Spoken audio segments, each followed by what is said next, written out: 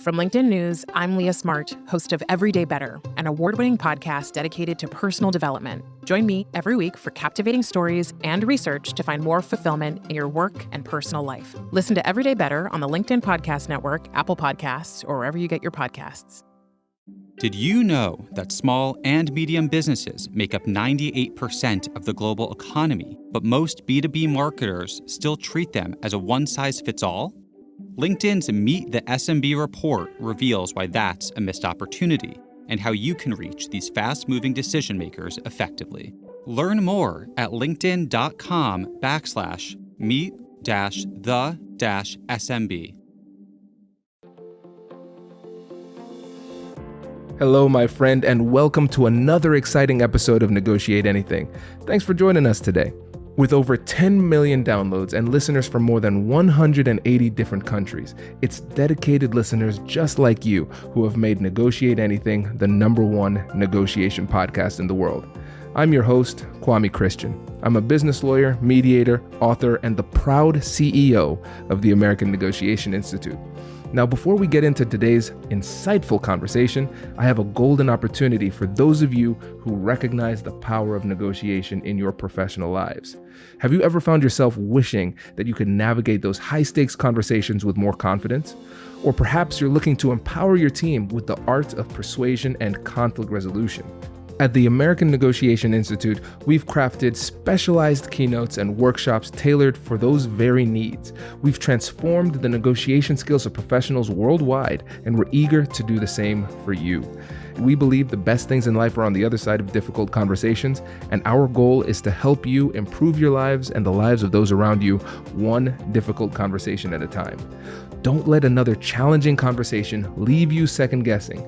Click the link in the description to discover how we can help you find confidence in conflict, negotiate better deals, and have stronger relationships. Because in the world of business, every conversation counts. And now, without further ado, let's jump into the interview. Vanessa, thanks for joining us today. Thank you so much for having me. I'm happy to be here. Yeah, it's our pleasure. So how about you get us started by telling us a little bit about yourself and what you do? Yeah, so I am an experimental social psychologist and a professor here at Cornell. And I've been studying social influence for over 15 years now. But I study social influence in kind of a different way than many other people tend to study it. So most people look at the ways that you can get people to do things or be more influential. But I actually focus on our misperceptions about what we think is going to make us influential and the influence that we think we have, sort of how we imagine influence is going to go, and then how that compares to reality. And so one of the main findings that I've uncovered over these 15 years of studying this question is that we tend to underestimate the influence that we have. And so I've written a book about that now called You Have More Influence Than You Think, that kind of goes into how and why we do that. This is exciting. And I know the listeners are probably going to say, oh no, Kwame's going to talk about psychology. But I am. You are essentially living the dream of who I wanted to be. I lost my way and became a lawyer, but my undergrad degree is in psychology. So I really like this approach. And I appreciate that you're approaching it from a different angle, because you're right. A lot of people think about it in terms of how we can get other people to do what we want them to do. I think the majority of, if not all, books on influence are approaching it from that angle. So I'm really interested to explore a little bit deeper your approach. And I think what would be a fascinating thing to discuss is how you came to approach this in this way, where when everybody else is doing it in a different way. So can you tell us about that? Yeah, definitely. You know, I started out as just an ordinary kind of generic social influence researcher with a professor I was working with at Columbia when I was a graduate student. And we were doing a typical influence study where we had to get participants, and we wanted, a nice, diverse and adult demographic. So I went down to Penn Station as opposed to doing it on campus with students, as we tend to do. And I would go down to Penn Station every day and basically ask people to fill out a survey. And I would go up to these strangers sitting there in Penn Station waiting for their trains, one after the other, and say, will you fill out my survey and, see what happened? And at the end of all this, so I had to do this for, day after day until we had enough participants that we could actually look at the data. And when we eventually looked at the data, my professor and we realized that the study didn't work.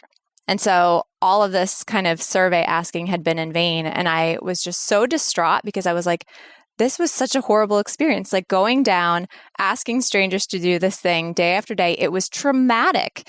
And he looked at the data and he was like, what you're describing does not fit what I'm seeing in this data, because I recorded how many people actually agreed each time I went up to them and asked them to complete a survey. And it turned out that most people were actually saying yes. Most people were, even if they said no, quite kind about it. And so there was this disconnect between how I thought influence was happening and how I was experiencing this situation of asking for something, and how the other person was experiencing it, and the reality of how influential I was.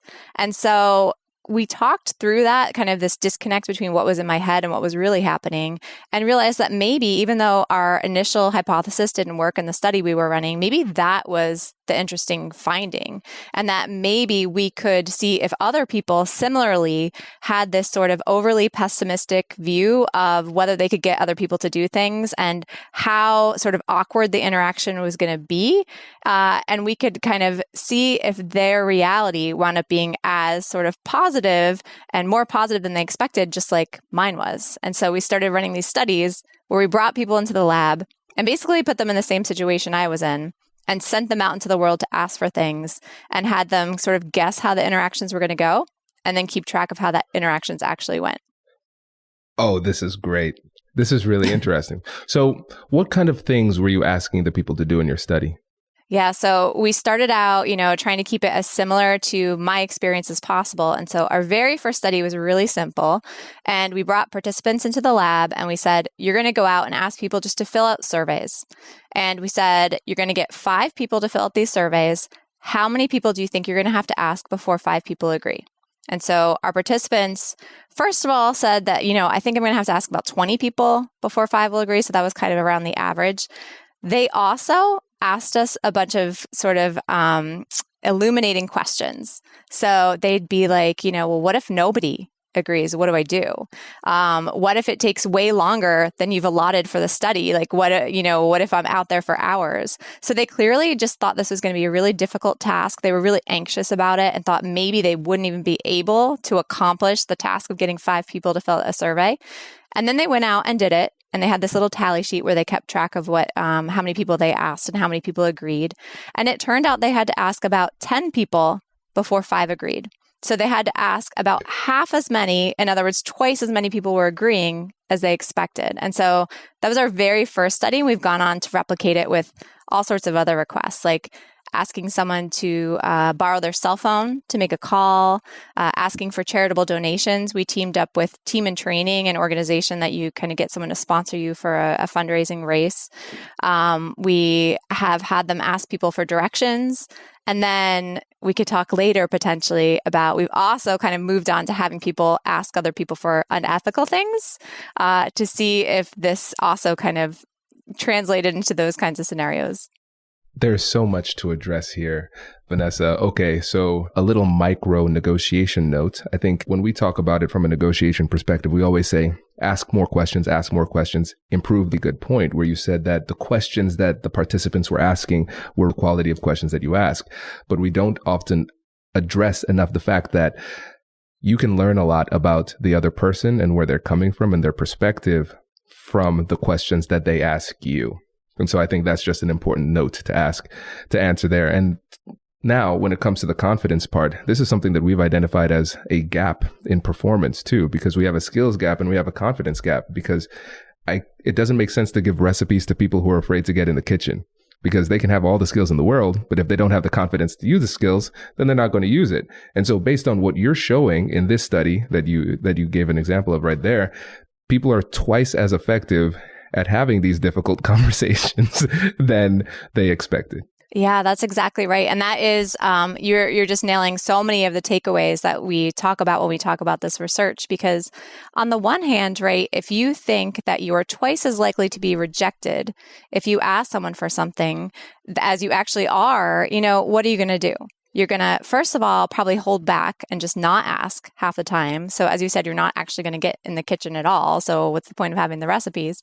And then you also might negotiate yourself down before you actually ask for something, because we kind of approach other people and negotiation and asking for things in this way where we feel like we're getting past no, right? We think other people's default is to say no to us, to be resistant and disagreeable.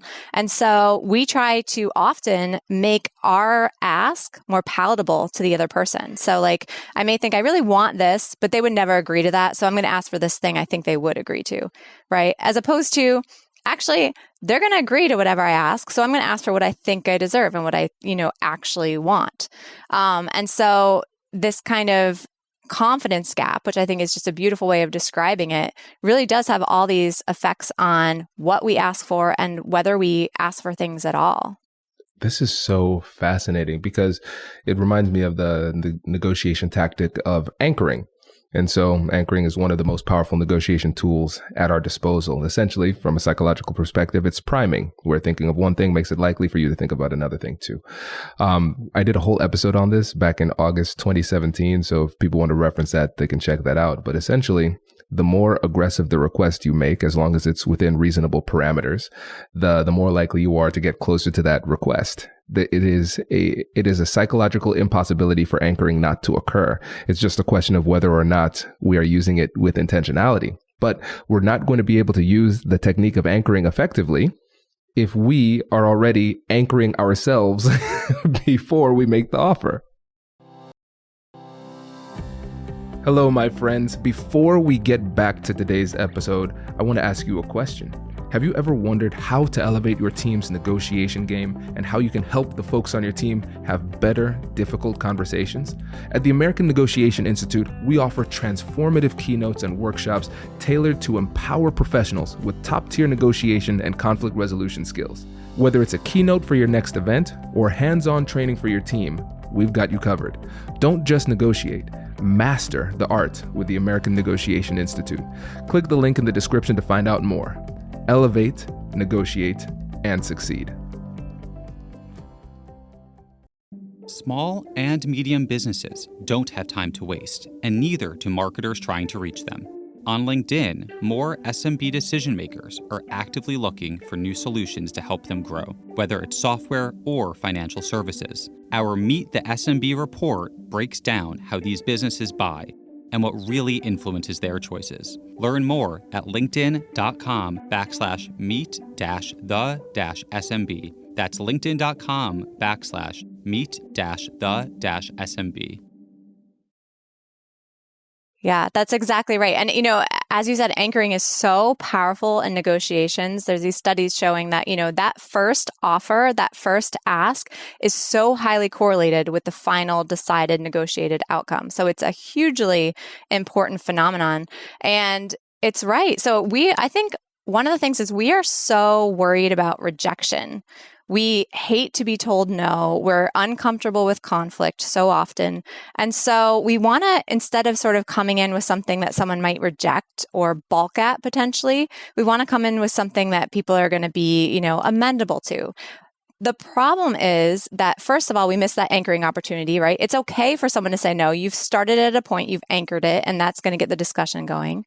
But also, our idea of what someone would say yes to is wrong. We have these misperceptions, right? So we underestimate how much we can actually ask for, how much other people are willing to agree to. And so when we do negotiate ourselves down, it's often farther than we have to go. And so you wind up with these, phenomenon like the winner's curse, right? Where you ask for something and the other person is like, yeah, sure. And then you're like, oh, shoot, I totally should have asked for more. But I just couldn't have imagined that the person would have agreed to more, right? Exactly. Okay. Now, I cannot help myself, Vanessa. How do we get around that? Yeah. So, I think one of the recommendations I often make is to sort of rethink and reframe situations where you ask for things or when you're going to go into a negotiation as this person is likely to say yes to this. So we often, as I said, kind of frame it as how am I going to get past no? We have an impression of other people as disagreeable. But research shows that actually when people just mindlessly are asked for things, their default is to agree. It's hard to say no to people. It's hard to argue against someone. And so we tend to default, even when we're just not thinking about it, to just going along with what people ask because we want to minimize that kind of conflict. But when we're asking for something, we don't think that, right? We assume that the other person is actually going to default to saying no. And I think just a reframe of actually, in this case, this person, there's a good chance they'd say yes. Now let's start from that. How am I going to ask now? What am I going to ask for? And that simple reframe, I think, is something that can be really powerful. It also changes your tone when you go into the negotiation or into a request. So you're not super aggressive necessarily. You have a little more confidence and comfort because you're like, okay, this isn't a situation where, I'm trying to get past this disagreeable person. This person is an agreeable person because they're human and they want, to come to an agreement. And so if I assume they're going to say yes, I can ask for a way that's kind of not unassertive, right? But not too aggressive. Yeah. Like that Goldilocks zone of tone, essentially. This is interesting, Exactly. Vanessa, because I'm thinking about some of the challenges that I've heard a lot of times in these difficult conversations. So we've had a lot of people talking about people pleasing. Oh, I have trouble saying no. I have trouble setting boundaries. You don't hear people say, I'm too good at setting boundaries. I say no too often. Like that's not what people say. And so if we just think about it kind of logically, considering the outcomes of your studies, it shouldn't be that surprising because it seems like people struggle more by tipping too much towards saying yes rather than saying no. They struggle with the same thing that we struggle with. So it makes a lot of sense that they are oriented toward saying yes in I don't want to say the majority because I'm not sure, but in more cases than we would initially assume. Yeah, I think this is such a good point and it comes up a lot, like, why don't people get this, right? It's not like we don't experience this ourselves. It's not like we're not asked for things all the time and feel obligated to say yes to them. So why, when we're in the position of asking for things, do we make this huge error, right? Why can't we see that? And so there's a few reasons for that. One is something that, comes into play in all sorts of situations, and that's negativity bias. And that's just the tendency for negative events and negative memories and things like that to loom larger, be more painful. We have a longer memory for those things. And so if I do ask, 5 people for something and 4 of them say yes, but 1 says no, what do I remember? The one that said no, right? And that's the painful, salient memory when I go and need to ask somebody else. So that's one. And then the other is that we have something called egocentrism, which is this really this difficulty with taking perspectives of other people and really putting ourselves in their position when we're not in the immediate position of the other person. So even though so many of us have been in this position of being asked for something and struggled to find the words to say no, right, and gone along with things we maybe didn't even want to, it's hard in that moment when we're asking to remember what that feels like. So there's a sort of a comparable comparison that people use where it's like, if you're really hungry, right, versus when you're full, right? We've all been hungry. We've all been full. Say you eat dinner and you have these leftovers and you're totally stuffed and you're looking at your leftovers and you're like, there's no way I could eat this spaghetti for breakfast, right? So you're just like, I can't imagine eating this spaghetti for breakfast. It's just incomparable. The next morning, now you're hungry again and you're like, oh yeah, I could totally imagine eating spaghetti for breakfast, right? Like that actually looks pretty good. Even though we've experienced both states, hunger and fullness, we forget how much that motivational state, that hot sort of emotional state can change the way we feel about a situation. Actually, that would look pretty good if I was hungry, right? So it actually would be really hard to say no if I was in that person's perspective. And so we're just really bad at drawing from our previous experiences, even though we've had them, when we're in the moment in another sort of perspective in that experience. Yeah, it makes a lot of sense. It's so interesting. What do you think about this perspective? Because I was thinking about the reason why people are afraid of these conversations, what kind of leads to the confidence gap. A big part of it is kind of going a bit further is the fear of rejection too. And as a fellow psychology nerd, tell me what you think about this. So thinking about it from like an evolutionary psychology perspective, if I am rejected today, Kwame Christian today, that's cool. I have other business opportunities. I'm fine. I'm good. But Kwame way back in the day where we have a tribe and we have a small group of people, if I'm rejected from that society, I'm dead. I can't survive by myself. We're social animals, right? I'll either, just die because it was a brutal time, but also just sadness. That's not how humans are supposed to live. And so the people who survived are the people who carried that fear of rejection. And I think a lot of times we have these very visceral, evolutionarily based fears that don't carry the same consequences in today's world, but they still feel the same. Yeah, I couldn't have said it better myself. And this is the exact explanation I often give, which is that it is supposedly, theoretically, evolutionarily, it comes from these evolutionary roots. And just to add to that, what I think is fascinating is being rejected is socially risky, right? Which has this sort of, I'd be expelled from the group, evolutionary kind of risk.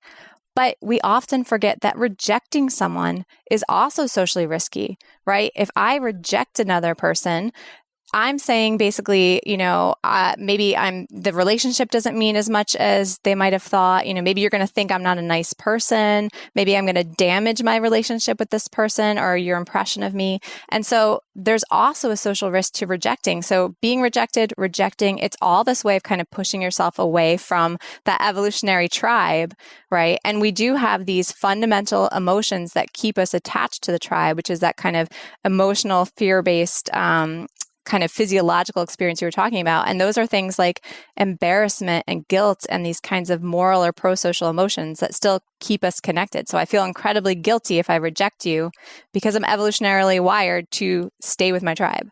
This is so cool. Yeah, you're spot on. And so when we think about going back to the book, because I want to be able to say that name as many times as possible so people know where to go to buy the book, right? So you have more influence than you think. I think when you think about the prescriptive end, as we go deeper into like what people can actually do with this information, what are some other things that we haven't discussed that you would suggest people do in order to maximize the opportunities that are presented to them?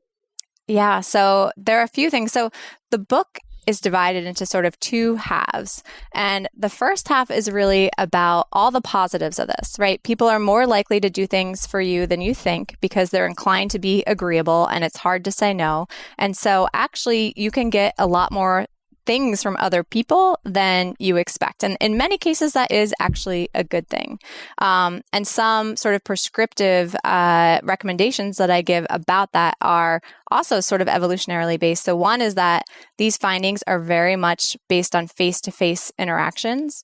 And so when we have people ask for things over email, for example, we have a study where we had people ask for things face-to-face or over email. And face-to-face in that study was 34 times more effective. So just wildly more effective. But again, since I'm interested in people's perceptions, people actually didn't realize this. When they guessed, they thought they would be equally effective because they thought people would just do a cost-benefit analysis and decide if they wanted to do this thing. But in fact, as we're talking about, it's so much more emotionally rooted in these fundamental human sort of aspects and emotions that when you're face-to-face with someone, that's when it's really hard to say no and you feel compelled to be agreeable. So that's one, is ask for things face-to-face if you want a yes. Another one is asking for things directly.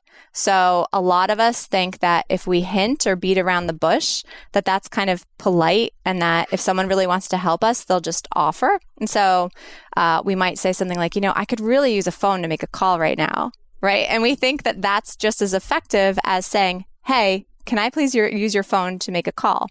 But we find in our studies that even though our participants actually think that it's more polite and effective to kind of gently hint at what you want, it is actually more effective to ask directly for the thing you want. Again, for many of the same reasons. And also because it's just clearer communication, right? You're trying to guess what someone really wants if they're hinting. And so, as I said, the book is divided into two parts. So that's like the prescriptions for getting more yeses. But the second half of the book is kind of a big caveat and all that, which is that if it is hard for people to say no to us, and if people actually feel like they have to be agreeable to kind of maintain relationships and stay in the tribe, they may feel like they have to agree to things that they feel uncomfortable doing.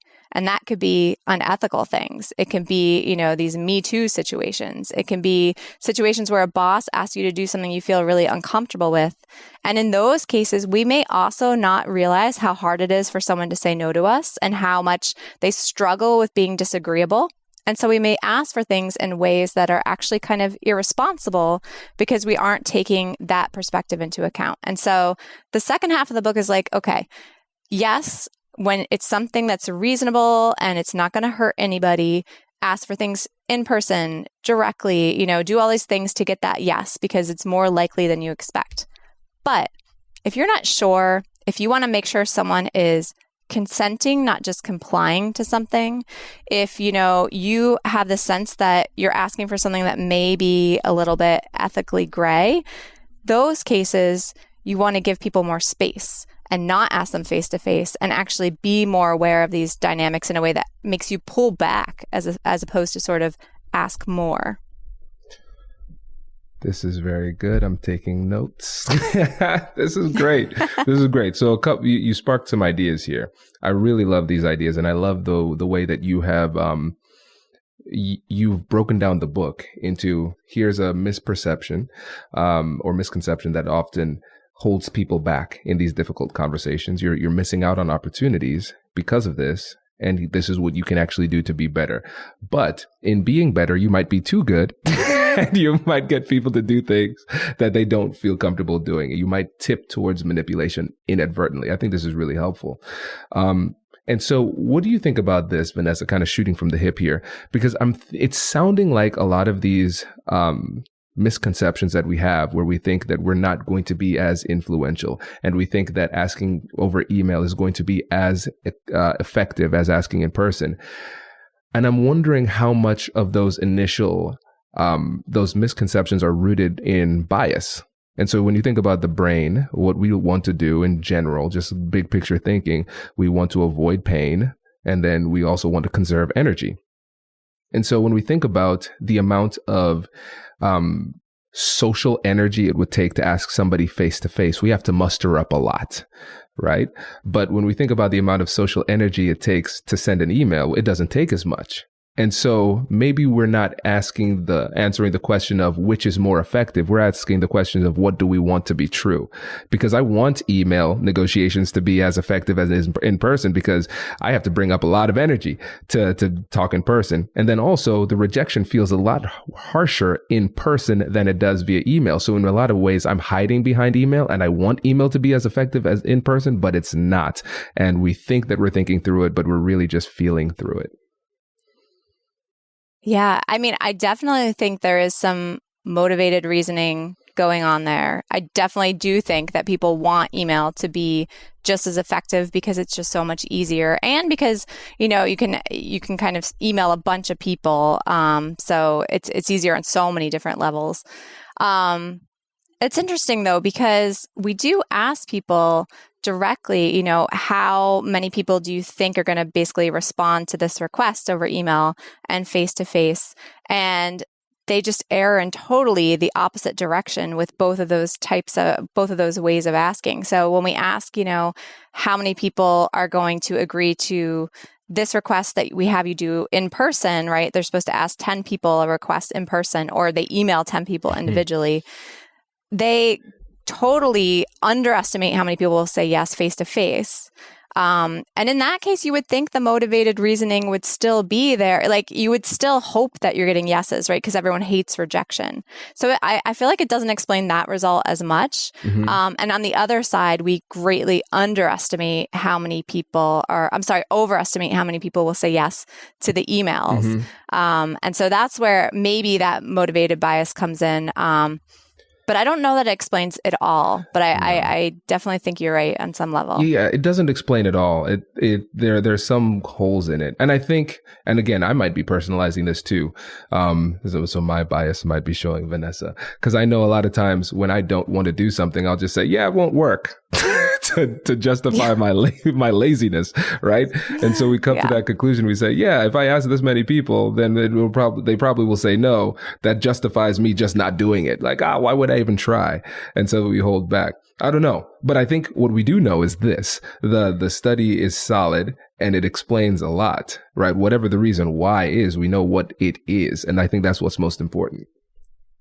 Yeah. And, it's funny. So we have, this kind of goes in a different direction, but we have another set of studies where we have people go and give compliments to strangers. So instead of asking for something, you're basically giving something. And in those cases, people think that other people are going to be annoyed and aren't going to appreciate the compliment as much as they actually do. When in fact, the person on the other side getting the compliment is like, oh, that was really nice. Like, why would I be annoyed that someone interrupted me and gave me a compliment? And just thinking about this idea of like, I just don't want to do it. I think a lot of our participants are just like, I don't want to go talk to strangers, like I don't want to ask them for things. I don't want to talk to them and give them compliments. It doesn't there's a lot of, and there is some research showing that, people are really hesitant to go and just talk to people. Like we don't realize all the positive benefits of asking for things in person, giving compliments and expressing gratitude, and even just having basic conversations with people in person, that we tend to underestimate how important all of that is. That's fascinating. So I'm wondering, you're in a better position to know this, but it's a kind of weird question, so you might not know it. But I'm wondering how many times we would, or in how many experiments, or if there are any experiments where you put somebody in a position where they have to engage in a social interaction where their assumption was that the social interaction would go well. Yeah, that's a great question, sort of priming that idea, like this is going to go well. I don't actually know. So Nick Epley is one of the researchers who's done a lot of this research, basically showing that people are under social because they underestimate the value of being social, and they think those social interactions are going to go more poorly than they are. Or than they ultimately do. But I don't know if he's actually directly tried to intervene in that and basically convince people like, no, this will go well, so go ahead and do it. There's also, one of my colleagues and collaborators, Erica Boothby, does this work on the liking gap, where people think after they interact with someone and then they walk away from that interaction that the person actually liked them less than they actually did, because we kind of do this postmortem where we obsess about all the things that we think we said wrong and how awkward we were. But the other person is basically walking away just thinking like, okay, that was a pleasant conversation, and worrying about all the things they think they did wrong, right? So we do seem to have this bias, this fear that, people are judging us more harshly than they are, that we are coming across more awkwardly than we are. And that's the case, whether we're asking for things, just chatting, or like even giving someone something nice, like a compliment. Wow. Well, let me tell you this, Vanessa, as we come up on time here. In case you were wondering, I did like our conversation and I did like this podcast. This has been really, really helpful. And I know a lot of listeners are saying, hey, I like that Vanessa lady. I think she's super smart. I want to buy her book. So can you remind them again about how they can get your book, what it's titled, and what they will get out of buying the book? Yes, absolutely. So the book is You Have More Influence Than You Think, and you can find it pretty much anywhere or at my website, which is vanessabohns.com. And in addition to sort of hearing about all these sorts of prescriptions for using your influence for good, this influence that you may not realize you have, there's also some fun studies that we didn't get to here, where we have our participants do things like ask people to vandalize library books. And we find many of the same kinds of dynamics. And so they can look forward to reading about those fun studies if they get the book. Oh, this is great. So excited. Vanessa, thank you so much for coming on the show today. Really appreciate it. Thanks so much. It's been a real pleasure. Congratulations! You've just joined an elite club. By listening to a full episode, you're now officially on the Negotiate Anything team. So welcome aboard. What most team members do is they subscribe to the podcast because that allows them to automatically get the latest episodes of the show. The best things in life lie on the other side of difficult conversations. Keep learning, keep practicing, and keep getting better. Your relationships will improve, your career will soar, and you'll have the confidence you need to get the most out of these crucial conversations. Again, thank you for joining the team. We're excited to have you, and I will see you in the next episode. I'll catch you later.